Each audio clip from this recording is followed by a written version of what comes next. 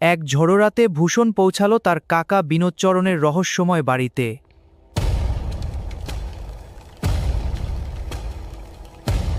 গ্রামের সবাই বলতো এই বাড়িতে অশুভ শক্তির বাস।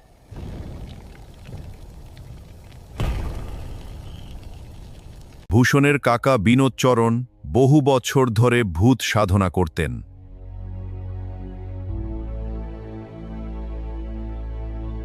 বাড়ির ভেতরে ঢুকতেই ভূষণের মনে হল কেউ তাকে অনুসরণ করছে।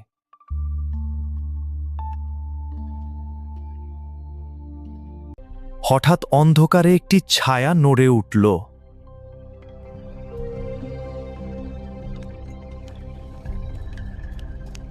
সেই রাতে শুরু হলো এক ভয়ঙ্কর আচার।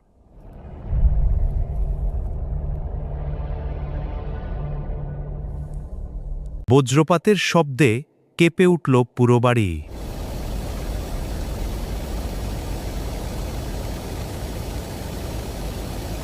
ভূষণ দেখল অন্ধকারের ভিতর থেকে কেউ বেরিয়ে আসছে।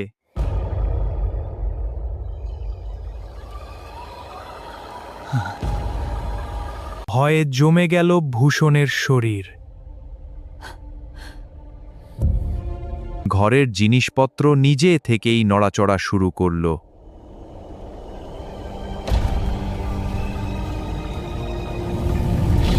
বিনোদচরণ বুঝতে পারলেন তিনি ভুল আত্মাকে জাগিয়ে তুলেছেন। ওরে বাবা, এ কি ভয়ঙ্কর আত্মা জাগিয়েছি!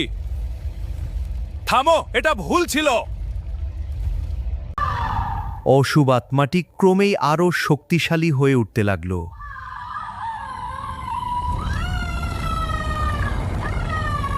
প্রাণ বাঁচাতে দৌড়াতে শুরু করল ভূষণ।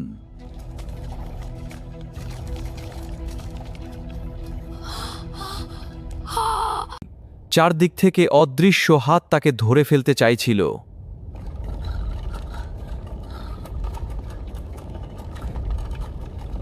ভূষণকে বাঁচাতে নিজের জীবন উৎসর্গ করলেন বিনোদচরণ। তুই থাম, আমি আমার জীবন দিয়ে তোকে আটকাবো।